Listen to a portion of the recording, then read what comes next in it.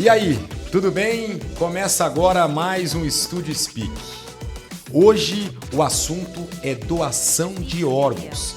Você aí é um doador de órgãos? Não? Por quê, hein? Ah, você é um doador de órgãos e você sabe direitinho como tudo funciona? Hoje nós vamos entender tudo sobre doação de órgãos. Speak Studio.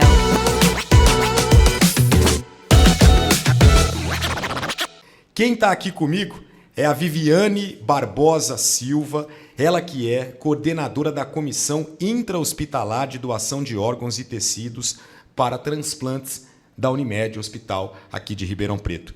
Viviane, obrigado pela participação. Obrigada pelo convite, Guilherme. Legal, hoje nós vamos entender tudo então sobre doação de órgãos. Isso mesmo, a gente vai explicar para as pessoas como é que isso funciona e como é que eles podem deixar a família ciente do desejo deles. Bom, mas antes da gente continuar esse bate-papo, deixa eu só vender meu peixe aqui. É o seguinte, o Estúdio Speak é um estúdio diferenciado e você pode utilizar esse estúdio. Você aí quer fazer o seu podcast? Então entre em contato com a gente. Você aí precisa fazer uma reunião de trabalho? Você pode fazer a sua reunião de trabalho aqui. Ah, você quer oferecer um curso online? Você pode fazer isso aqui também. Esse estúdio tem câmeras profissionais, microfones de alta qualidade, iluminação adequada, um local de fácil acesso e com estacionamento. Então é isso, o Estúdio Speak é para qualquer ocasião. E agora sim a gente começa então o bate-papo com a Viviane, que eu estou muito curioso para entender tudo sobre doação de órgãos. A gente conversou um pouco antes de começar a gravar e ela tem muita história para contar. Como você entrou nessa de se especializar em doação de órgãos? Você teve uma história que marcou muito a sua vida, né? Isso. Quando eu era criança, eu tive um familiar que teve uma queda de bicicleta. É um primo, né, de segundo, terceiro grau, e ele evoluiu com morte encefálica, isso lá em Minas. E na ocasião foi conversado com a família e estava tudo organizado. Na época veio um helicóptero de Belo Horizonte para fazer a captação dos órgãos desse jovem, e teve um familiar que chegou e acabou que convenceu os pais desse adolescente, tinha 19 anos, um adulto jovem aí, a não ser doador. E até então eu não entendia muito bem, porque até então eu era criança, assim, eu acho que eu devia ter uns 10, 11 anos. E quando eu comecei a trabalhar no Hospital da Unimed, o hospital estamos aí com acho que 7 anos já de hospital, no segundo ano mais ou menos, eu tive um caso de um paciente, o hospital ainda era muito pequeno, tinha poucos leitos ainda, que a família, ele teve morte encefálica, a família queria que ele fosse doador. E a gente não tinha estrutura ainda organizada, né? Não tinha número de leitos suficiente para montar a comissão. Isso me deixou muito incomodada. Então, junto com o pessoal da qualidade lá do hospital, tem uma enfermeira que me ajuda muito lá, que é a Camila Lucelena. A gente foi atrás, junto com a Secretaria da Saúde, a gente montou toda a estrutura para que quando um familiar tivesse um ente querido seu que teve morte encefálica no hospital, pudesse ser doador, pudesse realizar o desejo desse paciente, quando ele falou em vida, né? E aí hoje lá vocês conseguem fazer tudo da maneira correta, tem toda uma estrutura lá pronta para o paciente que deixou autorizado a doação de órgãos. Isso, funciona assim. Um paciente que entrou, vamos usar um exemplo de um paciente que teve um acidente vascular cerebral hemorrágico, um AVC por sangramento, por exemplo, e acabou evoluindo devido a um grande sangramento, a uma lesão cerebral irreversível. E a gente fez toda a documentação. Quando eu faço esse diagnóstico e eu começo a explicar isso para a família, que a suspeita é que o paciente morreu, e no caso esse tipo de morte chama morte encefálica, eu participo com a família de todo o processo. Então eu explico que são vários médicos que examinam o paciente, tem um exame depois de imagem que a gente realiza, e quando eu fecho o diagnóstico do paciente, eu informo a família que o paciente morreu. E que nesse tipo de morte ele pode ser um doador, se isso fosse era um desejo dele. Então a gente teve há umas 2 semanas 2 casos muito parecidos. Uma família optou pela doação porque ele sempre avisou a esposa que se qualquer dia ele morresse, ele gostaria de ajudar as pessoas.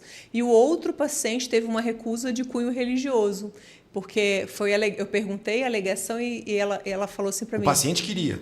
o paciente nunca conversou com a sua família. Então, a esposa fez uma negação baseada na religião deles. Entendi. Então, ela falou assim para mim, falou, doutora, a senhora quer conversar com o ancião da nossa religião, da nossa igreja? Eu falei, não, só queria saber o motivo, mas eu respeito a autonomia e a decisão de vocês, eu só queria saber o porquê. E esse paciente não foi doador.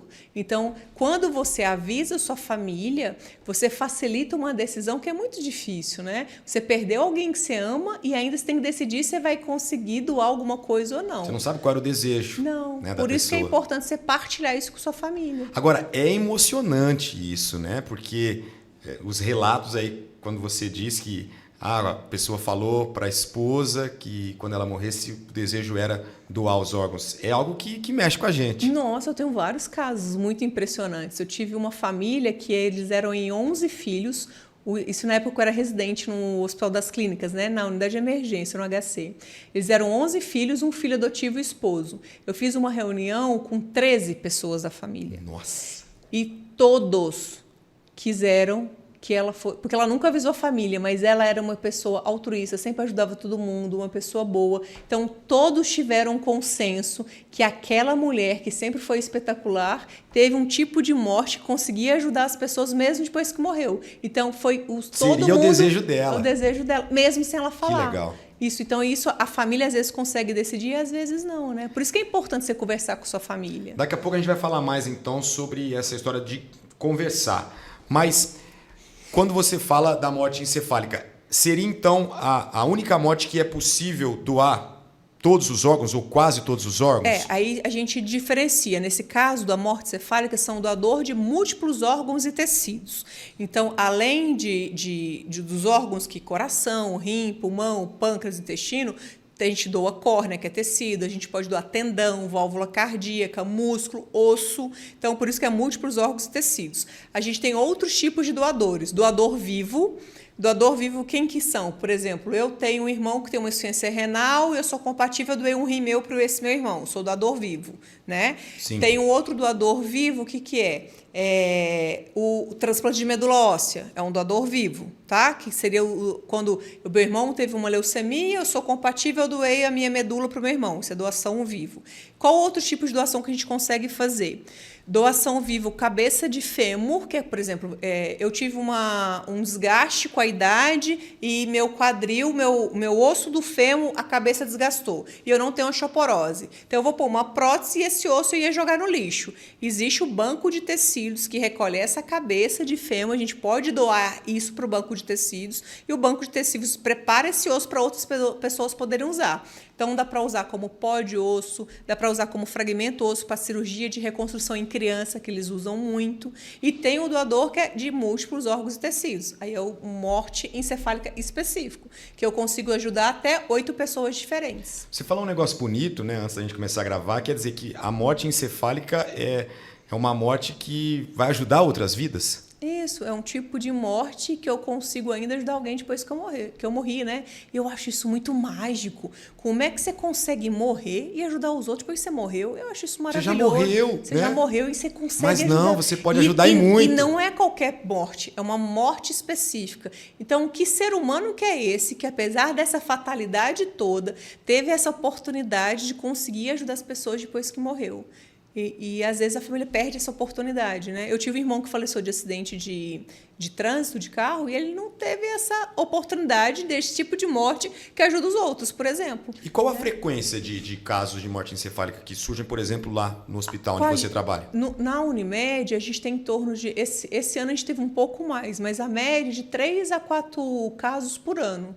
Olha só, é pouco. É pouco. Se a gente for ver, é pouco, porque a cidade é muito grande, né? Então, por exemplo, a unidade de emergência, que é a referência nossa em Ribeirão, tem muito trauma. Então, a incidência de morte encefálica na unidade de emergência aqui é muito maior, porque é referência para trauma. E é um hospital muito grande, né? Então, é um hospital referência terciário. Então, todos os hospitais que são centros de trauma normalmente, e tem muito trauma associado à morte encefálica, ou centro de AVC, também tem muito caso associado à morte encefálica. Como o nosso hospital ele é multi, né? O meu hospital ele é cirúrgico, o meu hospital é clínico, o meu hospital é de trauma, essa frequência não é tão grande. Agora, quando não é uma morte encefálica, como aproveitar os órgãos para doação? Por exemplo, né, assim, um outro tipo de morte que parou só o coração. Aí, sim, coração parado. O que pode aproveitar, sabe assim? Tá. Vou pedir para você dar alguns outros exemplos para a gente entender como é que funciona. Tá. Qualquer pessoa que morreu de coração parado, que a gente fala qualquer tipo de morte, a gente tem a opção de doar córnea. Só córnea? Só córnea. Por quê? Porque ainda a gente não tem ainda oficializado doação de tendão, de músculo, de tecidos para coração parado. Né? Isso é um processo. É muito rígido a legalização de doação. Porque teoricamente poderia, porque assim, o coração é de repente para doar a cabeça do fêmur, por exemplo. Isso. Né? Mas é porque ainda ainda é um negócio meio que burocrático. Não está regulamentado. Isso. O Brasil é um dos países que são mais rígidos em regulamentação para doação de órgãos e tecidos. Tanto medula óssea, para doação de paciente, por exemplo, dermatologia com leucemia, quanto tecido cabeça de fêmur. Então, a gente é um país que é o mais rígido em critério de doação, tanto de diagnóstico quanto em processo para doar. Então, isso não é fácil de fazer. Então, tem um projeto que a gente vai ver se a gente consegue fazer toda a organização para ver se coração parado a gente consegue doar osso, tecido e tendão. Mas hoje, coração parado, 2,80 anos, o que a gente consegue é córnea. Só córnea. Não é só córnea, não é só, né? É duas. Mas é que a gente queria ver mais coisa aproveitando nesse bate-papo, mas né? Olha pra você ver, você consegue ajudar mais duas pessoas. Entendi, né? E a nossa fila de córnea ainda, a gente chegou uma época no estado de São Paulo que a gente conseguiu zerar. Isso já aconteceu. Então, a gente já conseguiu zerar uma vez. Já zerou? Já zerou. Isso já tem alguns anos. Alguns anos. Eu ia perguntar quanto tempo, mas já faz tempo. Mas nem se eu nascesse de novo para lembrar a data, mas já tem alguns anos. E hoje, qual o tamanho dessa fila? Em torno de uns 65 mil pessoas. Só para tudo, de múltiplos órgãos. Aí, hoje tem uma fila de 65 mil pessoas aguardando órgãos. Isso, geralmente quem ganha mais, quem precisa mais de rim, aí depois córnea, aí depois fígado, coração, tá? Mas os órgãos que mais demandam geralmente é rim e córnea. Rim tá? e córnea. Que puxam a nossa fila do estado de São Paulo. E aí depois tem a questão de idade. Isso, por exemplo, criança e adolescente, ela sempre passa na fila. O problema da criança e adolescente é que tem que ter compatibilidade de tamanho de órgão. Então, por exemplo, eu tenho 1,75 m. Então, o meu pulmão é da altura de 1,75 m. O pulmão é por altura de estatura e circunferência torácica. Então, não adianta uma criança de 5 anos precisar de um pulmão e meu pulmão não vai caber no tórax dessa criança. Então, as crianças e os adolescentes, quando têm disposição algum órgão que é compatível, obrigatoriamente ela passa na frente. O bom é que poucas crianças e adolescentes precisam de órgãos, porque as doenças que causam adoecimento, que pode fazer com que uma pessoa precise de órgão na faixa infantil e adolescente, é menor. E como é que funciona essa comunicação, né? Para saber, tem aqui um órgão que é compatível com uma criança. Tá. Como é que funciona isso aí? No Brasil, a gente tem um Sistema Nacional de Transplantes. Né? Então, ele regulamenta todos os transplantes que a gente tem no Brasil. E cada estado ele tem o seu próprio sistema. Então, por exemplo, eu resido em São Paulo. Eu não posso estar em São Paulo e estar na lista de coração, e estar em Minas e estar na lista de coração. Se eu estou em São Paulo, eu só estou em São Paulo. Por quê? Porque o Sistema Nacional de Transplante tem esse controle. Quando eu estou na fila do estado de São Paulo, esperando algum órgão, eu só fico dentro do estado de São Paulo. Então, toda a disponibilidade de órgão que chega para o estado de São Paulo, a lista é só do estado de São Paulo. Uma coisa que as pessoas também confundem. Aí, vamos supor, eu tive... Dá um exemplo para a gente. Por exemplo, chegou aqui alguém com morte encefálica e essa pessoa vai poder doar quase todos os órgãos. E aí, como é que vai funcionar essa comunicação com quem está precisando? Então, tá bom. Vamos supor, teve um paciente meu no hospital que teve um trauma e evoluiu com morte cefálica. É um paciente jovem, sem comorbidade, que a gente consegue doar várias coisas, né? Legal. Aí, como é que a gente faz? Eu sou da Comissão Interhospitalar de Procura de Órgãos e Tecido, eu tenho contato direto com a Organização de Procura de Órgãos, que é a OPO, que ela fica dentro do HC, do Hospital das Clínicas, mas ela é da região nossa. A OPO, tudo que eu faço com o meu potencial doador, eu aviso a OPO. Você vai comunicar. Isso, e a OPO cadastra nesse Sistema Nacional de Transplante. Então, aí, por exemplo, eu falo, aí eu conversei com a família aceitou doar. Tem uma lista, quando eu falo com a família, que ela queria doar tudo, inclusive tecido, osso, ela aceitou tudo. Eu passo isso para São Paulo. São Paulo aciona o centro que faz fígado, transplante de fígado, o centro que faz transplante de coração, o centro que faz transplante renal e aciona todas as equipes que fazem o transplante. Nossa, é muita gente envolvida. E tem que ser muito organizado, é como se fosse um balé, tem que ser muito bem orquestrado. E tudo rápido. E tudo rápido. Por quê? Porque tem alguns órgãos se eu tirar, eu tenho só 4 horas para tirar e colocar no peito de outra pessoa. No caso, é o coração. Então, por exemplo, se eu tiver um coração em Ribeirão e eu não tenho tempo efetivo de transporte para esse coração chegar no doador, eu não consigo fazer o transplante do coração. O rim dá um pouquinho mais de tempo, então o rim eu tenho um tempinho maior. Córnea até 12 horas. Então, na hora que eu vejo essa logística, o meu órgão ele vai ter que ir para uma cidade que eu tenho um tempo hábil para levar. De repente pode até ser que uma outra pessoa precisaria, mas está muito longe e tudo mais. Longe. Então, geralmente, por isso que é muito difícil o órgão do estado de São Paulo ir para outros estados. Vai acabar ficando aqui mesmo no estado. Porque não dá tempo. Não dá tempo. Então, por exemplo, coração, Ribeirão, por exemplo, de São Paulo, se eu consigo transporte aéreo é rápido. Se eu não consigo, não dá tempo nem de chegar de carro. Coração são 4 horas. Coração são 4 horas. Entre eu abrir o doador, tirar o coração, colocar no dispositivo que tem um líquido especial que deixa o coração, pôr no gelo, entrar no carro, ir para o aeroporto, pôr no helicóptero, no avião, ir para São Paulo e já está no peito todo, são 4 horas.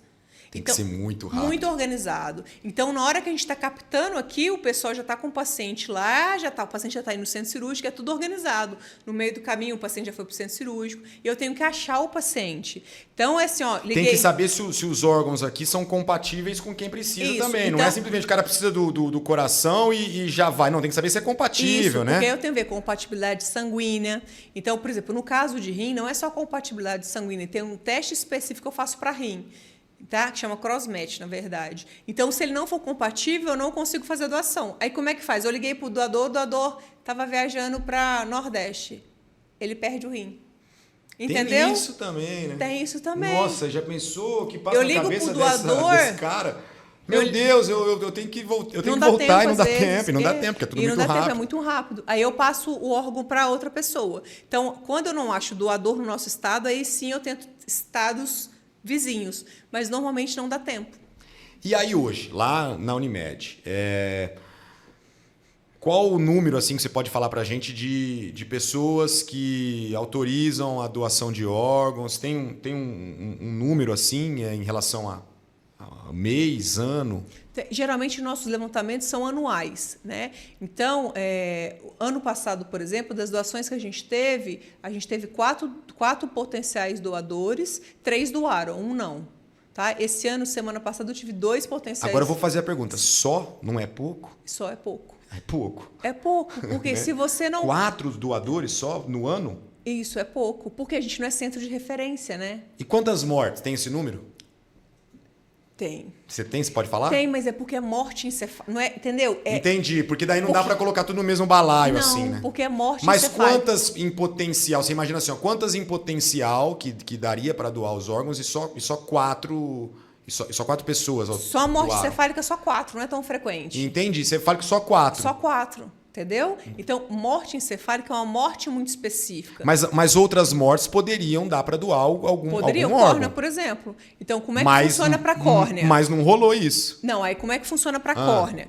Para córnea funciona assim, dos 2 a 80 anos, se eu morrer, eu tenho direito de doar minha córnea. Certo. Né? Então, como é que funciona na nossa instituição? Eu tenho um contato do banco de olhos, o banco de olhos ele vem no hospital, faz a avaliação do paciente e vê se ele é elegível para ser doador de córnea. Por quê? Porque tem algumas coisas que não dá para o paciente ser doador. Alguns tipos de infecção, alguns tipos de tumores. Isso fica o banco de olho que faz a exclusão desse paciente. Se, por acaso, o paciente é o potencial doador de córnea, e o banco de olhos, no caso, conversa especificamente com a família. Entendi. No caso de múltiplos doadores de órgãos e tecidos, eu que converso. Então, desde o início do diagnóstico, eu acompanho as famílias. Seja criança, né? Então, a gente teve esse ano já uma morte de uma criança com morte cefálica. Só que ela não era potencial doadora, porque a doença que ela tinha não tinha diagnóstico, então ela não é potencial doadora. Entendi. Era uma suspeita de neoplasia, então não dá para arriscar, a gente não é potencial doador. Tá, então, para a gente entender, quando é a morte encefálica, né? Seria, assim, o melhor cenário para a doação de órgãos. Para múltiplos órgãos e tecidos. Porque daí dá para doar ajudar muitas pessoas. Muitas pessoas. Isso. Agora, quando não é? Então, assim, vou pedir para você dar outros exemplos para a gente saber o que dá para aproveitar. Assim, que tipo de morte é uma morte com o seguinte diagnóstico? O que daria para aproveitar? Sabe assim, para a gente saber exatamente como funciona isso assim, em relação ao que dá para aproveitar. Tá. O que acontece? Cada tipo de órgão e tecido tem a sua especificação legítima. Então, por exemplo, se eu quiser doar coração, eu tenho que ter isso, isso e isso de critério. Se eu não tiver, se eu não preencho, por isso que é muito rígido, se eu não preencho nenhum, esse paciente não doou coração. Para doar rim, se meu paciente tiver uma insuficiência renal prévia, se ele já tiver ele não consegue... Tem que estar tudo bem, tem assim, que estar tudo bem, em todos os órgãos. Então, normalmente, por exemplo, esse meu último paciente, ele doou os 2 rins e as córneas. Não conseguiu doar fígado, não conseguiu doar pâncreas, não conseguiu doar intestino. Então, ele só conseguiu, pelos critérios, 2 rins e 2 córneas. Mas já são 4 pessoas. Já é muita coisa. Já é muita coisa. Então, imagina, você morre e ainda ajuda mais 4. E tem a história do paciente que não quer ser doador e a família também não. Que aí, assim, que vocês, eu imagino que você fala, pô, caramba, se pudesse, a gente ia ajudar mais gente. O que eu explico quando eu faço acolhimento da família, o meu foco sempre vai ser acolhimento familiar. Lá no final, que você vai... A doação de órgãos é como se fosse secundário. Porque o que acontece? Quando o paciente avisou a família, é como se o meu trabalho fosse só acolher a família, porque ele já fez o que eu precisava lá atrás. Então, se eu acolho essa família bem, ela vai conseguir respeitar o desejo daquele paciente que falou em vida, que ele era doador, de forma mais tranquila, acolhida.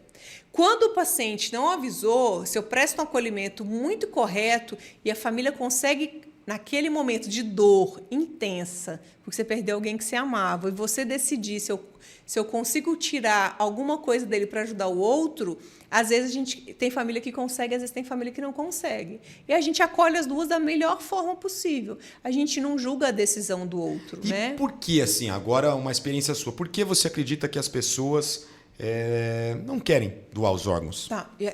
Quando a gente faz estudos de paciente que teve morte cefálica e tem um relatório que eu preencho por que a família recusou doação.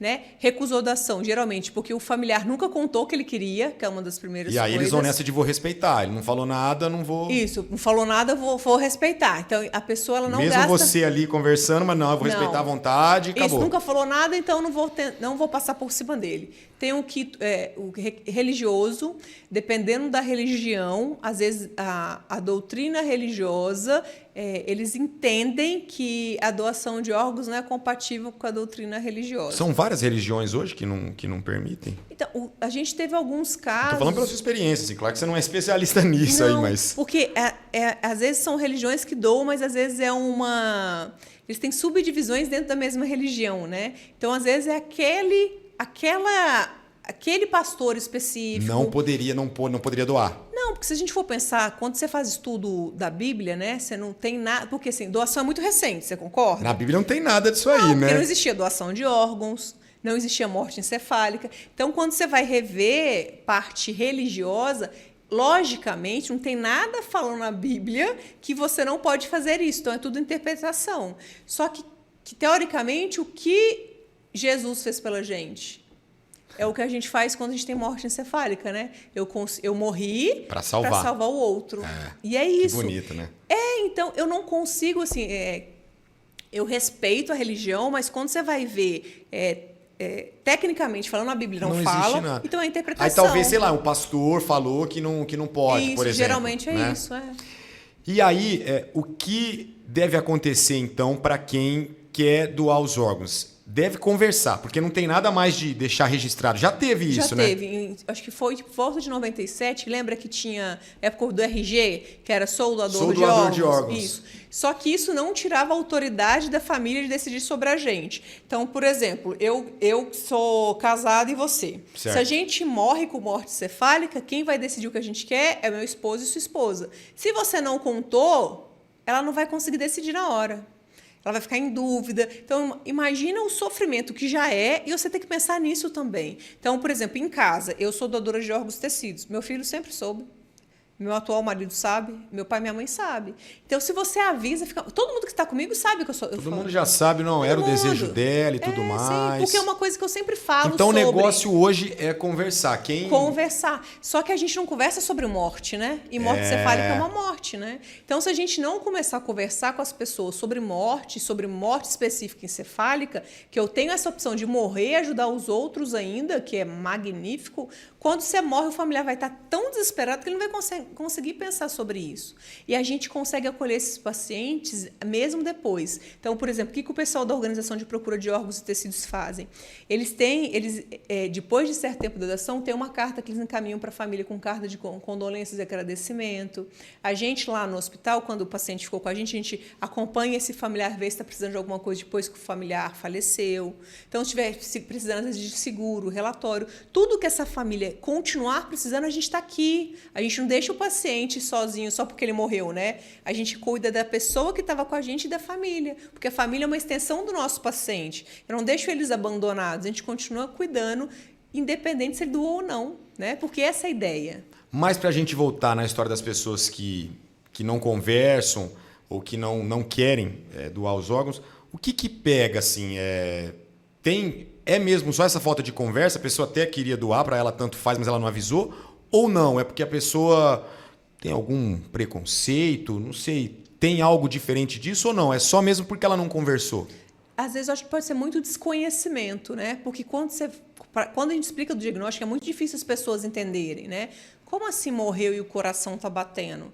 Assim, morreu porque a cabeça não funciona mais. E a gente morre quando a cabeça para de funcionar. A cabeça parou de funcionar, morte. E aí a gente pode doar todos os órgãos. Isso. Ele só manteve o coração batendo porque eu estou com remédio. Então, o que acontece? Quando eu fecho o diagnóstico de morte e o paciente não é doador, eu devolvo o corpo para a família poder velar. Esse paciente está morto comigo, né? Mas vai desligar o aparelho?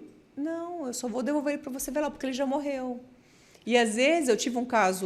então é isso, assim, vamos entrar nessa história, essa história de devolver para velar. Como é que é isso? Porque assim, quando eu fecho o diagnóstico de morte cefálica, eu converso com a família, se é desejo do paciente da família ser doador de órgãos e tecidos. Aí eles dizem que sim. Sim, eu faço manutenção do potencial doador até vir as equipes para retirar esses órgãos para ajudar outras pessoas. Do contrário, se a família e o paciente nunca falou e não é doador, o paciente morreu comigo. Então, esse paciente, eu vou devolver o corpo dele para a família. Então, é isso que acontece. O paciente, ele morre. Eu tive um caso que, entre o falecimento e a hora da retirada de órgãos, demorou quase 2 dias. Então, no atestado de óbito, fica o horário que ele morre comigo. Então, ele tinha morrido, por exemplo, dia 1º/10. E na hora que eles foram buscar o corpo do paciente, era dia 3/10. Aí o pessoal da segurança do hospital me chamou, porque a funerária estava em dúvida. Eu disse, ir lá da UTI, expliquei isso, contei o que é morte cefálica. Falei, nossa, doutora, que interessante, a gente não sabia que era assim. Falei, é assim que funciona. Então, ele não tinha entendido que demorava esse tempão todo para... Isso eu explico para a família. Para você fazer, né, para a captação, para devolver o corpo. Para a família. Por quê? Porque, lembra que eu contei que muita gente vem de longe? Então, às vezes, eu demoro de 24 a 36 horas para conseguir todas, porque tem que estar todo mundo junto ao mesmo tempo.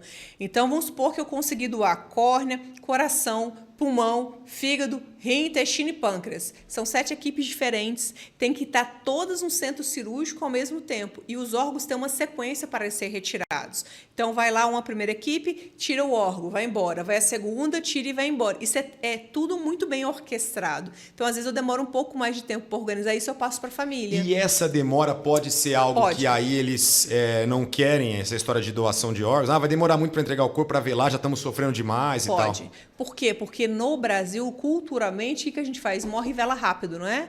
Nos Estados Unidos, a gente faz Antes o velório... demorava mais, né? Agora eles estão fechando o cemitério, agora está sendo até um tempo menor, mas já ainda é um tempo antigamente, enorme. Quando a gente morria no interior, lembra? A gente velava em casa, um período do dia e enterrava. Isso aí. Né? Então, em Minas era muito comum. Você era velado em casa, na sala de casa. Fazia ali o velório. Isso. Aí, o que aconteceu com o tempo? A gente começou a terceirizar o velório de casa, porque ficou difícil lidar com a morte. Então, eu tiro a morte de próximo de mim e terceirizo. Então, eu ponho aonde? Lá no velório. E o velório, lembra que ele antigamente funcionava 24 horas. Lembra que velava o dia todo.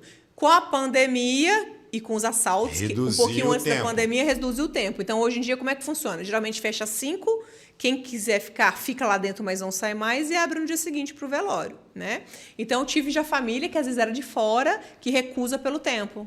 A gente já quer acabar logo com isso. Já quer acabar logo com isso. Como se... E isso não tem como acelerar, né? Não, porque eu dependo... Que é o que você falou, é muita gente envolvida. Então, às vezes eu explico para os familiares, funciona assim, são 7 equipes diferentes que tem que vir ao mesmo tempo para fazer a captação. Isso demora, porque tem gente que está distante 2 horas, tem gente que está distante 3 horas, tem gente que está indo de helicóptero. E tem que estar todo mundo aqui ao mesmo tempo fazendo isso todo mundo junto. Então, às vezes, o sofrimento é tanto que a família não consegue entender que não vai ser o tempo que vai diminuir o sofrimento. Mas, na hora, ela não consegue lidar com aquilo e ela recusa por causa do tempo. Bom, e aí doação de órgãos agora foi muito falado com a história do Faustão. O que você pode falar em relação a isso? Assim, teve alguma maracutaia para o Faustão receber ali, né, o coração o mais rápido possível? Engraçado que eu não vejo televisão e nem rádio, né? Assim, eu não vejo noticiário. Você só escuta o que a galera fala. Aí eu tive um aniversário da minha cunhada, foi muito engraçado, porque o meu cunhado estava comentando isso e eu falei, não, isso não existe. É super rigoroso a lista. Ele estava comentando o quê? Ele estava comentando que tinha tido maracutaia, conforme você pergunta. Porque parece que são na internet que... porque era o Faustão, porque tem dinheiro e tal. Então... Foi muito rápido. Foi muito rápido, não sei o quê. Aí eu falei assim, não, foi rápido porque ele precisava. E ele deu sorte, porque o que é rápido é o coração aparecer. Porque tem muita gente que morre porque o coração não chegou a tempo. Então, tem paciente que é submetido, às vezes, à circulação extracorpórea, coração mecânico, e o coração não chegou, ele morreu. O Faustão teve sorte, ele teve sorte de fazer uma insuficiência cardíaca fase terminal, descompensar, e nisso alguém morreu e o coração ser compatível e chegar. Né? Ou seja, não era do Faustão morrer mesmo. Por quê? Não existe maracutaia no sistema, porque o nosso sistema é um dos mais rígidos do mundo. O nosso diagnóstico de morte cefálica é o mais rígido do mundo. Tem países que, para fechar diagnóstico de morte cefálica, é uma prova clínica só. O nosso é uma prova clínica, a segunda prova clínica, um teste de apneia. São médicos diferentes, o exame de imagem. O nosso diagnóstico é o mais difícil de ser feito do mundo todo. Então, o desconhecimento da população faz com que eles levem para frente informação errada e comprometa um trabalho que é magnífico, entendeu? Então, eu brinquei com ele, você é formador de opinião, ele é professor. Você não pode falar um negócio desse, Não, né? você não pode, porque você responde por aquilo que você fala. A gente é formador de opinião, né? Então, você tem que tomar muito cuidado e hoje, com essa que história você de difunde. internet, que todo mundo é especialista em tudo, e aí começou a surgir essa conversa, e assim, com quem se conversa, é difícil alguém falar a verdade, assim, de que leu, que, gente, não é assim e tal. O cara... Ele fala do achismo e aí fala besteira, fala que teve rolo, que é maracutaia, porque era o Faustão, porque é isso e aquilo. Ele fala do achismo como se ele tivesse em base. Ele fala com tanta propriedade que ele acredita naquilo que ele fala, né? O que é muito arriscado, né? Porque aí você dá a informação errada. E já é muito difícil fazer o que a gente faz. Então, o que a OPO faz em Ribeirão? A OPO faz diversas campanhas ao longo do ano. A gente teve o Setembro Verde agora, né? Que foi dia 27. Inclusive, eu dei outras entrevistas para explicar para a população o tanto que é importante e o tanto que tem gente precisando. Né? Você consegue tirar um paciente que tem falta de ar para andar 50 metros, assim, não consegue sair daqui para a próxima casa, daqui até onde você está, por falta de ar. E você consegue fazer com que essa pessoa ele consiga voltar a trabalhar, consiga voltar a correr, consiga voltar a respirar sem falta de ar. Isso é magnífico, né? Então, a gente não pode deixar que essas informações sejam passadas para frente de forma errada. Está na dúvida, vem conversar. Está com tempo, eu brinco? Vem conversar comigo, eu te explico como é que funciona. Legal. Me manda direct lá no Instagram. Né? O que não pode acontecer é as pessoas ficarem com dúvida e passar a informação errada para frente. E aí hoje você acredita de que maneira a gente pode aumentar o número de doadores? Uma conversa como essa? É a informação? Conversa como essas, informações, televisão, toda vez que é colocado doação de órgãos em novelas da Globo, eu uso o Globo, que era referência de novela, hoje tem várias emissoras fazendo. O índice de doação aumenta assim, 300%. Então, quando você faz capacitação adequada, explica como é que funciona o processo, aumenta a doação. Porque não adianta falar só de vez em quando, você tem que estar falando lá sempre, né? Ó, eu tive um caso muito legal de um rapaz, ele estava levando a filha para a faculdade, ele teve um acidente de moto, filha de 18 anos, e acabou complicando, fez uma morte cefálica. A esposa é Maria. E ele tinha uma menina de 13 anos. E eu conversei com a Maria, e a Maria é muito humilde, a Maria não estava entendendo o que estava acontecendo. Eu marquei dela voltar no dia seguinte, que estava num processo de diagnóstico, isso na época da unidade de emergência. E a filha de 13 anos falou assim para a mãe, ela me contou no dia seguinte, ô mãe, eu acho que esse tipo de morte que o pai e eles estão pesquisando é aquela morte que se ajuda as pessoas depois que você morre. E era mesmo, ela acabou sendo doadora por causa da filha de 13 anos. Que legal. Então, eu tenho muita história que é muito interessante, e a Maria bateu de frente com o pai da mãe do paciente. Ela era de uma religião que não aceitava doação. Ela falou, não, ele é meu marido, eu que decido por ele, ele é uma pessoa boa, sempre ajudou todo mundo. Ele vai gostar dessa atitude. E as filhas apoiaram, né? Então, a Maria se sentiu acolhida pelas próprias filhas, e ele foi doador. Eu tenho vários casos, assim, é muito interessante. O tanto que quando você conta... Eu tive um rapaz que era professor, que fazia trabalho voluntário com crianças, morte cefálica, sempre ajudou todo mundo, foi doador. Então, e apesar de nunca ter falado, quando ele tem um perfil de ajudar as pessoas, a família entende que ele já era assim, ele já ajudava, né, gratuitamente. Então, ele gostaria de continuar ajudando. E não necessariamente a gente fala com palavras, a gente fala com ações, né? Mas facilita a vida do seu familiar. Conta o que você quer para você, depois de você morrer. E quando você faz esse trabalho, você consegue ali convencer a família, né, a doação de órgãos, é uma vitória? Como é que você fica depois dessa conversa? Acho que não é ou já vira um negócio automático? Não é convencer, né? Porque às vezes eles não conseguem... Na hora que você está sofrendo, você não consegue pensar quem é aquela pessoa que é sua. Aí eu pergunto, me conta o que eu faço? Ao longo do processo eu pergunto, quem que é essa pessoa? Então eu pergunto para a família, quem que ele é como pessoa? Aí eles contam o que ele faz, como é que ele é como pessoa, se ele ajuda, se não ajuda. Então eu construo com a família quem que é essa pessoa ao longo do processo. E quando ele morre, eu falo... Olha, lembra que vocês me contaram que ele era assim, ou ela era assim? Será que não gostaria de continuar ajudando? O que vocês acham? Se ele tivesse sentado aqui e pudesse conversar hoje alguma coisa que ele nunca conversou. Então, às vezes, você consegue resgatar quem que é aquela pessoa. Não é convencer, é porque às vezes... Passar informação e lembrar ali, talvez... desejo dessa pessoa. As pessoas são boas normalmente, elas ajudam as pessoas normalmente. Então, quando você tenta descobrir quem que é a pessoa nesse processo, toda a família consegue decidir. É muito interessante. Muito legal. E eu fico com... às vezes, a pessoa, mas você não fica brava quando não dou? Eu falo, não, eu acho ruim quando não acolho a família adequadamente. Se eu não consigo acolher a família... Porque é um direito também, né? Da família não doar órgãos. A gente está fazendo um bate-papo aqui de talvez incentivar, que é legal, que vai ajudar, mas é um direito. Quem não quer doar órgão, né? E tá tudo bem. E tá tudo bem. É isso, é direito das pessoas. Só que ela tem que fazer a escolha sabendo todos os caminhos que poderiam ser feitos. E talvez ter esse conhecimento. Às vezes a pessoa nem não conhece, não sabe como funciona. Eu lembro daquela propaganda do Chiquinho Scarpas, que eles enterrou um carrão. Lembra disso? Não. Você vai lembrar. Ele enterrou, acho que foi mais na internet. Era um carrão e aí ele enterrou aquele, chamou a imprensa e falou que ia enterrar um carro. E aí jogou terra e tal, enterrou. E aí foi a campanha sobre doação de órgãos para mostrar, olha só, esse carro aqui não tinha que ser abandonado agora, porque tá funcionando tudo, um carrão e tal. Mas eu tô enterrando para mostrar a história do corpo humano, então que a gente morre e leva as coisas que estavam tudo funcionando, que poderiam ir para outras pessoas, mas a gente está jogando fora isso, né? Eu achei que foi muito legal essa. Eu acho que se você assistir, você vai lembrar.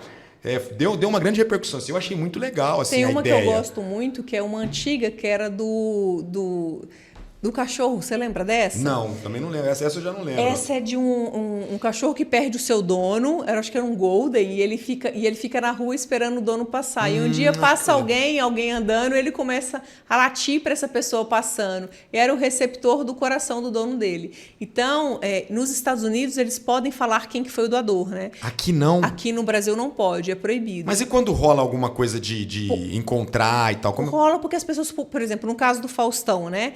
Publica na internet, né? Então, como é muito específico, tem que ter aquela morte específica e a família sabe que doou, então você consegue rastrear. Então, no caso... A família dá com a língua nos dentes, assim. A família conta. Fala, pô, acho que deve ser meu familiar. Deve ser o meu. Porque meu menino morreu, ele teve esse tipo de morte e doou o coração e recebeu o falso... Porque aparece na mídia, né? Quando é o famoso, ele aparece que recebeu na mídia. Então, eu consigo, às vezes, rastrear por isso. Porque a família consegue descobrir. Agora, você acha que talvez seria legal se pudesse divulgar, talvez aumentaria o número de doações? Ou não? Você acha que isso aí não faz diferença nenhuma? Divulgar quem doou e tal. Olha, esse órgão aqui era Sabe assim, porque daí talvez rolaria mais matérias, mais reportagens, mais... Não sei, Não sei te falar, assim, no Brasil, como é que funciona. Por que, por exemplo, por que no Brasil não pode e em outros países pode? Lembra que eu te falei que é o pior, é o sistema mais rigoroso? Entendi. Mais sigiloso?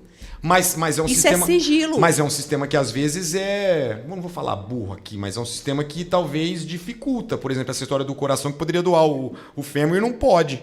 Mas que isso não influencia em nada. Não, mas isso é regulamentação, né? Então, mas uma regulamentação não é meio que... Porque regulamentações demoram, né?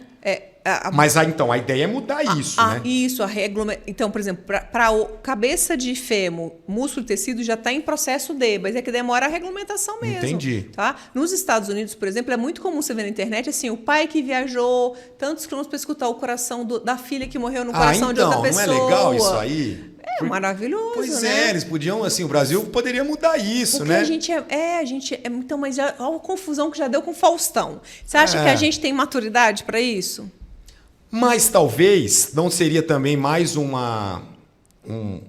atrativo assim para a pessoa, pô, eu vou doar o coração do meu filho e eu vou saber que esse coração, eu vou saber aonde vai estar o coração e de repente eu vou lá fazer isso, escutar o coração, e aí isso não vai servir como incentivo para as pessoas doarem os órgãos? Tem o coração como... A gente tem o coração como símbolo máximo. De vida e não é, né? É. Então, assim, o coração fica como referência. Então, quando você conversa com as famílias que você consegue captar coração, é como se aquilo fosse melhor do que captar um rim, por exemplo. O coração do meu filho tá batendo lá. Isso.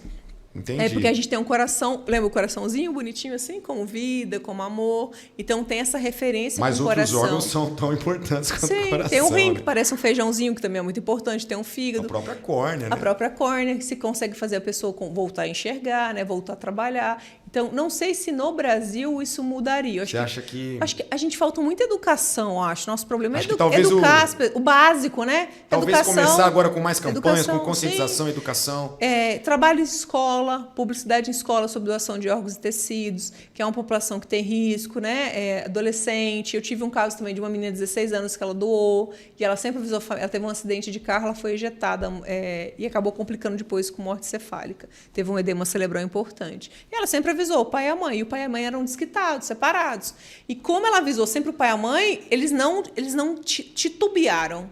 Eles conseguiram decidir pela doação.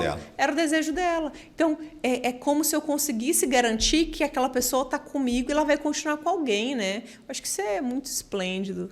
É muito legal. É muito legal. Bom, e aí, então, para a gente, assim, já até caminhando para o final dessa entrevista, o que você tem a dizer, de repente... para as pessoas em relação a quem tem interesse de doar os órgãos? É conversar, é contar que você quer ser um doador. Conversar, não tenha medo de falar que se um dia você morrer e tiver uma morte que você consiga ajudar os outros, é um desejo seu.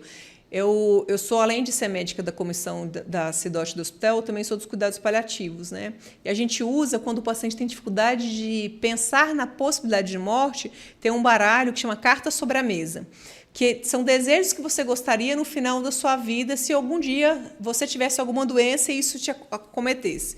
E eu fiz esse baralho com o meu filho, que é meu filho há 14 anos, e meu atual marido, que é meu marido há 7 anos. E o meu filho acertou mais coisas do que eu quero no final da minha vida do que meu marido. Dentre umas cartas que meu filho não escolheu, eu estava doador de órgãos e tecidos. E meu filho falou assim com o meu marido: mas por que você escolheu essa? Você desperdiçou uma carta, porque ela já conta para nós que ela quer ser doadora de órgãos e tecidos. Já está bem claro já isso. Tá bem, você não precisava ter gastado uma carta para isso. O tanto que é importante você conversar com seu familiar. E isso ficar claro, né? Então, não tenha medo, converse com sua família. Chega em casa hoje e fala... amor, se acontecer alguma coisa comigo, eu quero ser doador de órgãos e tecidos. O que eu conseguir ajudar as pessoas, mesmo quando eu não estiver aqui, eu gostaria de continuar ajudando. E é isso. Porque as pessoas têm medo de conversar sobre a morte. É o que você... Pavor. Pavor. É o que você, assim, já detectou. Não, sempre. Nessa experiência aí. Eu brinco que quando você começa a conversar sobre morte, é tipo... não vamos falar sobre isso, não. Não, você espanta a rodinha, assim, ó. Se eu estiver em algum lugar, e eu sempre converso sobre adoecimento, quando as pessoas perguntam, se você começa a conversar sobre assunto e morte em si que incomoda, as pessoas espantam a rodinha. E por quê, hein? Porque tem medo, porque a gente, na nossa cultura, de uns anos para cá, antigamente, a gente entendia que a morte fazia parte da nossa vida. E depois, com a medicina, com a tecnologia, eles acharam que eles fossem conseguir barrar a morte. Isso aconteceu muito. Olha como está a medicina aí. Como está a medicina. Isso. E as pessoas têm medo de morrer. E ela não quer conversar sobre isso. Como se não conversasse sobre isso fizesse com que ela não morresse. E eu falo, né?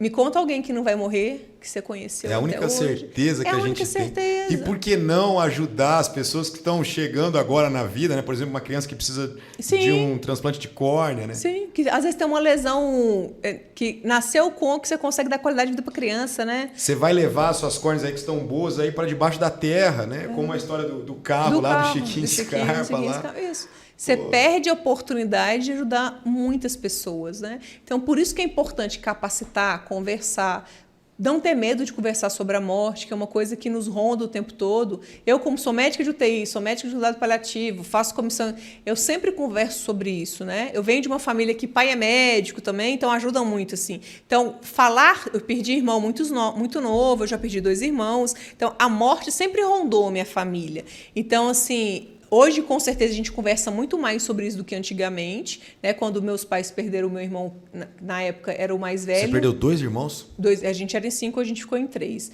Então, você vê a dificuldade antigamente que meu pai e minha mãe tinham para conversar sobre a perda do primeiro, que morreu criança, com 6 para 7 anos, do mais velho, que morreu, era por ordem, com 39 anos de acidente. Então, você vê a maturidade do pai e da mãe com a perda ao longo do tempo. Eu fui descobrir coisas do meu irmão que morreu com 7 anos que eu fui descobrir agora com 41 anos de idade, que eu não sabia. Então, você vê o tanto que o luto é complicado para um pai e para uma mãe que lá atrás não assimilou. E a doação de órgãos ajuda, algumas vezes... Ajuda, melhora o luto. O luto. Porque lá na Espanha é um dos países que tem maior índice de doação de órgãos e tecidos, né? O Sul também, aqui no Brasil, é muito bom, o Sul nosso. Então, eles têm estudos muito claros que as famílias que aceitaram porque aceitaram por si só, ou que o familiar falou, diminui muito o risco de luto complicado. É como se a morte da pessoa que eu amo tivesse algum sentido, algum significado. Porque uma coisa... A pessoa que eu amo continua por aí. Porque uma coisa é você entender que seu pai e sua mãe envelheceu e ele vai morrer. Outra coisa é aceitar que seu filho de 14 anos morreu porque caiu de skate e bateu a cabeça. Então, se você pega uma morte dessa e consegue ressignificar uma morte como ajudar... Ele morreu, ele esteve aqui comigo 14 anos, mas ele morreu e está ajudando os outros, a pessoa é como se aquilo o acolhesse. Não é que a dor vai ficar menor nunca, porque a dor de quem perdeu alguém sempre ela está lá. Conforta um pouco mais. Assim. Conforta, isso. Então, tem um menor índice de luto complicado, que é o luto que faz com que a pessoa não consiga fazer suas coisas ao longo da vida, pode sair do emprego, sair do trabalho. Viviane, para a gente encerrar, você contou no início o que fez você se envolver com doação de órgãos.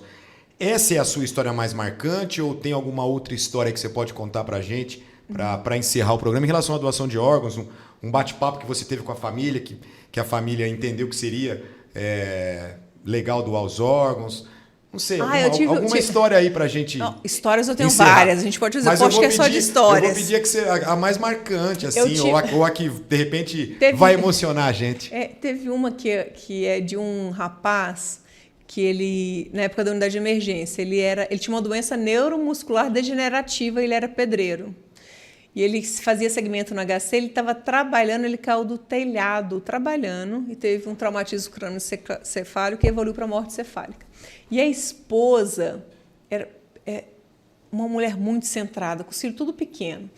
E eles não tinham rede de apoio em Ribeirão, e quando eu fui conversar com ela estava com todos os filhos, eram 3 filhos, escadinha.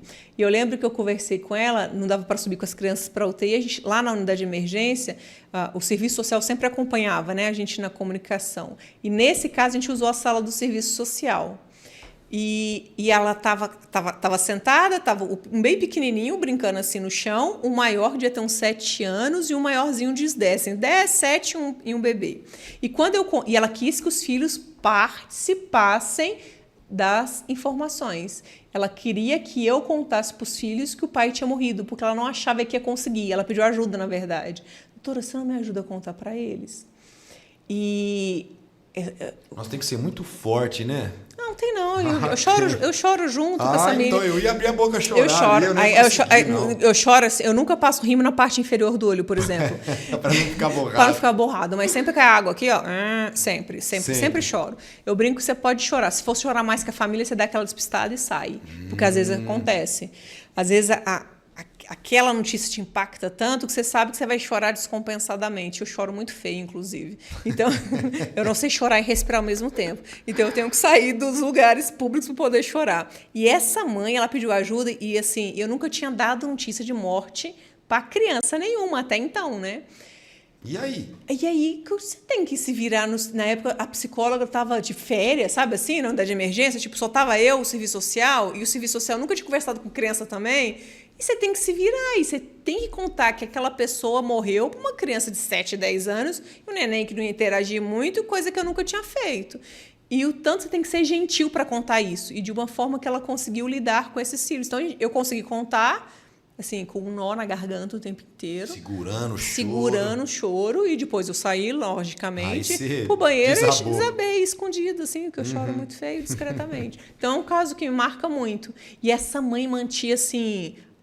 Ela pediu ajuda porque ela sabia que podia titubear e ela ficou tranquila com os filhos. Mas aí essa história, ele queria ser doador? Ele foi doador. Mas ele sempre, era um desejo dele. Não, mas ele era uma pessoa extremamente humana, ajudava todo mundo. Ele continuou trabalhando com uma doença neuromuscular degenerativa. E aí ela concordou. E ela concordou. E aí deu para aproveitar quase tudo? Na época ele doou bastante coisa. Não vou lembrar de cabeça, que tem muitos anos já. Já formei, já tem um tempo, né? Então, mas eu lembro que ele doou bastante. Ele doou na época, acho que rim, fígado, córnea. Eu só acho que não doou coração. Na época foi até, acho que INCOR, na época que tentou, mas aí não dava tempo o transporte pro INCOR. Eu sei que a gente tem que encerrar, mas assim, as perguntas vão surgindo. E aí já rolou depois de um paciente ser doador e depois a família te procurar para saber para onde foram os órgãos, assim, como curiosidade ou não, isso porque não? o que a gente faz? Aí vocês falam que não, a partir de agora eu não sei mais. Não, a gente avisa, porque, por exemplo, quando o rim, eu sei que veio, por exemplo, veio a equipe de Araraquara, um exemplo, tá bom? Só o nome que eu lembrei. Então você sabe que eu sei para Araraquara. Isso eu informo para a família que, por exemplo, vai conseguir doar fígado, rim e córnea. Isso eu aviso para a família. E vai para Araraquara. E vai para algumas cidades. Isso o pessoal da OPA avisa. Aí depois, se a pessoa de repente quiser, ela vai lá atrás, tentar descobrir e tal. Geralmente eu acho não, que né? não, acho que aí, bom, sei lá, eu fico pensando assim, acho que porque eu acho que eu fico imaginando assim, é um negócio difícil, é difícil falar isso, né? Eu tô com um menino de 2 anos e eu fico pensando se de repente passo por uma situação como essa, e se ele vai doar órgãos, né? Se ele vai ser um doador. E aí era algo que eu ia querer saber, assim, né? Para onde foi, para ter essa... Talvez não ia mudar nada, porque você falou, mas não sei, você saber que sei lá, algum tipo de órgão dele está pulsando em alguém, assim. Então, eu não sei. Acho que talvez os Estados Unidos acertam nisso aí, né? De falar. Então, talvez seja um incentivo. Então, por exemplo, no seu caso tem filho pequeno, né? O que é muito pior, né? Você fala assim, tá bom, eu converso com a minha esposa se acontecer alguma coisa comigo. A gente nunca pensa que pode acontecer com o nosso filho. Né? Então, a gente... Só quando ele tiver 18 anos. Sim, e a gente tem... E tem, né? 2 anos, 3 anos, essa minha menina que tinha 10 anos. E na hora que acontece, aí você não quer saber dessa conversa, porque você tá revoltado, né? Você não quer saber de pensar em doação de órgãos, você perdeu né? seu filho, né? Como é que você vai pensar nisso? É contra a lei, que a lei... É contra a lei, né? Os filhos enterrarem os pais. Isso. É humanamente impossível você pedir para um pai e para uma mãe. Naquela hora. Então, o que a gente faz normalmente? É a hora que é o tempo que eu consigo. Então, o tempo que a família precisa é o tempo que eles vão ter. Então, às vezes, eu tive um caso que ela não tinha rede de apoio. Então, a gente esperou a família chegar de longe, esse paciente ficou comigo. Aí teve toda uma rede de apoio, esse paciente ficou comigo quase 2 dias, inclusive. E depois ela aceitou. Ela estava sem ninguém. Como é que você vai decidir sem ninguém? Ah, não tem jeito. Esse paciente meu que ele falava para a esposa, né? Eu vou querer doar tudo que eu conseguir. E a esposa, ela peitou a família dele, que era de outros, que ligava para ela pentelhando. Ela falou assim, não, eu que sou esposa dele. Ele falou para mim, eu que vou decidir. E eles ligavam, se precisar eu converso. Aí ela estava com uma rede de apoio com uma sobrinha. E eles ficam com o meu contato, né? E ela mandou assim, doutora, a senhora não explica de novo aquilo que você me explicou para eu mandar para o grupo da família lá? Porque ela queria, a família estava meio... Não, ela já tinha decidido, mas aí a família ficou pentelhando. Tem outro estado, não ia dar tempo de chegar, né? Porque onde era? Era no Nordeste, uma cidade específica, mas que não tem voo rápido, sabe? Assim, que não tem voo todo dia. Então, era muito caro um voo específico. E não ia dar tempo de chegar também, porque era muito longe. E essa família ficou ligando para a esposa. Aí a sobrinha falou assim, doutora, você não faz um áudio? Faço. Aí eu fiz um áudio no WhatsApp, expliquei o que eu tinha explicado para elas. Resolveu a parada. E resolveu isso. Porque quando você explica o que acontece, as pessoas não ficam sofrendo por aquilo que não entenderam. Porque já está sofrendo. Se ficar com dúvida, vai ficar pior. Então, a gente não deixa dúvida em momento nenhum. Tudo o que está acontecendo eu conto. Tudo.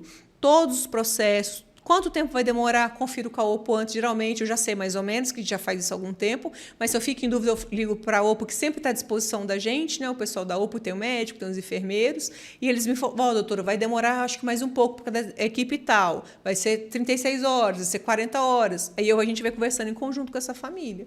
Viviane, a mensagem que fica, então, é o seguinte, a gente tem que conversar sobre a morte, porque é a única certeza que a gente tem. Isso mesmo. É isso, né? Isso mesmo. Tá, e... A gente tem a gente tem um encontro na segundo final de semana na Biblioteca Sinhá Junqueira, que a gente conversa sobre a morte, sem preconceitos. Não é fácil, a gente fala assim, mas não é tão fácil, não. Tem que ter o costume.